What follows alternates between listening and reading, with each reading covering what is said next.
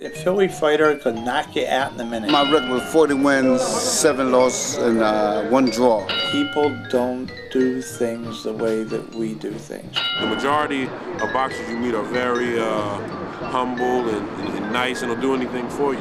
We are the best.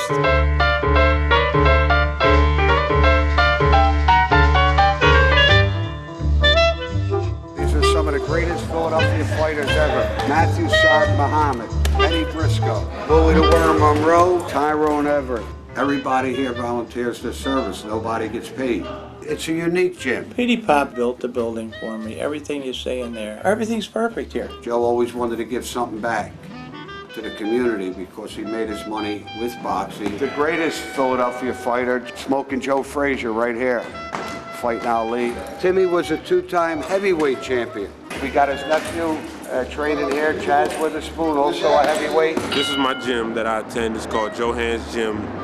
We have the nicest gym in the city, and I would say the state of Pennsylvania. He's like the pride of my gym. I made the Olympic team in a year and 10 months into my boxing career, so everything happened relatively overnight for me. Chazz is a smart guy. Being from Philly and having the last name Witherspoon, you know, there's a lot of expectations that are put on me, you know, because Tim was a 2-time heavyweight champ of the world back in the 80s. He will be a contender. Coming from Philly, whenever you go anywhere, people automatically assume that you're a tough brawler. They expect a certain fight and a tough fight out of you, you know, so you can't come and beat somebody who's weak or somebody who runs and somebody who's not willing to sit there and trade with you.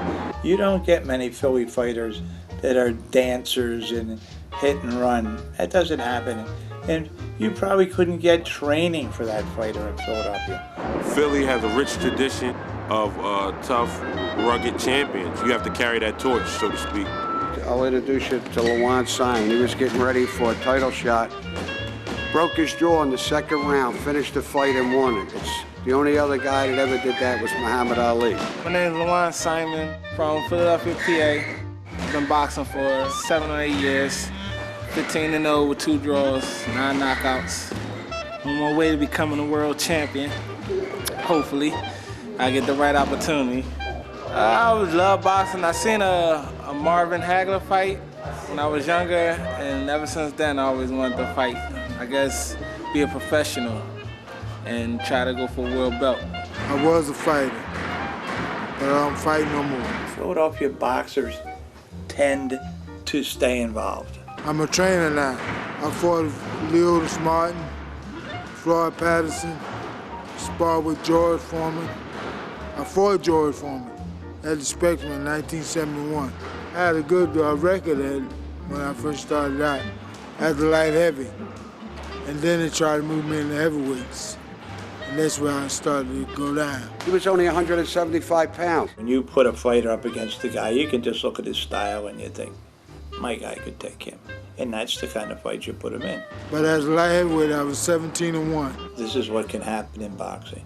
Today, if he was my fighter, the way we care about our fighters, we would have made no money, but would have kept him light heavyweight. We have 2 fighters now. We already turned down 3 or 4 fights because they weren't the right guys that they wanted to match us with. This is one up-and-coming amateur here. He's going to be fighting in the Mid-Atlantic tournament, also the Golden Glove. Best trainers you can get. They're like a father figure for those that wasn't raised with one. You can come to them about anything. If you mess up, they make sure you do it right. They never give up on you. Never give up on you. That's one thing you never got to worry about. Whatever it takes, you know what I mean, to get you where you need to be, to get you on the right track. And I love them without a doubt. They make me feel complete. You know what I mean? And here I know I got a family. Here I know I definitely got a family at Johan's. Yeah, he's probably our top amateur right now. He's progressing really well, and he has a lot of natural abilities, and he's also the first cousin of Chazz Witherspoon. Some of that could come from the bloodline, and he's going to advance quickly through the amateur ranks. You go to Cincinnati. Maybe they had 1 champion or something, and that guy goes to the gym. They might open 10 gyms. But these kids never see a world champion. My name is Bobby Boogaloo Watts, former top middleweight in the world. One of my biggest wins was Marvelous Marvin Hagler. January 13, 1976. I'm training kids, fighters, whoever wants to be one. You know, that's what I'm here for. He helps our kids here. It seems like the better these Philadelphia fighters were in the ring, the more of a gentleman they were. When we see a kid come to the gym and he has his gym bag in one hand and his school bag in the other hand, we know that we're doing a job. The thing that Joe and his family are most proud of is there's a computer lab in here for children, because the kids that don't have computers, everyone's welcome to use them. No one pays. I can't tell you how many kids we help, but I know along the way it had to be quite a few of them, kids that might have went the other way. If you save one or two, you know, it's still something. It doesn't matter if you win or lose. It's just having that team and seeing these children develop. Philadelphia boxers stay involved in boxing. Joey Giardello, his whole family comes to the gym. He doesn't leave the community. He stays involved, and he wants to stay involved. Joey Giardello here. And in here you have Joey Giardello's grandson and great-grandson right there. It's his grandson and great-grandson. That's amazing.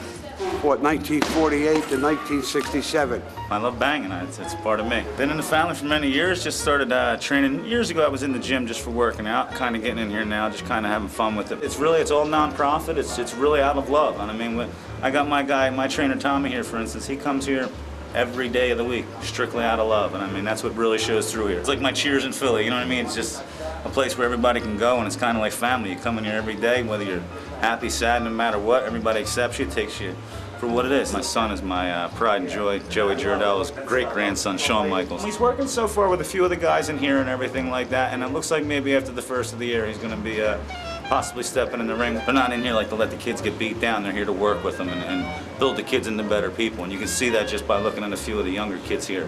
You can really see how they've just transformed in the months that I've been.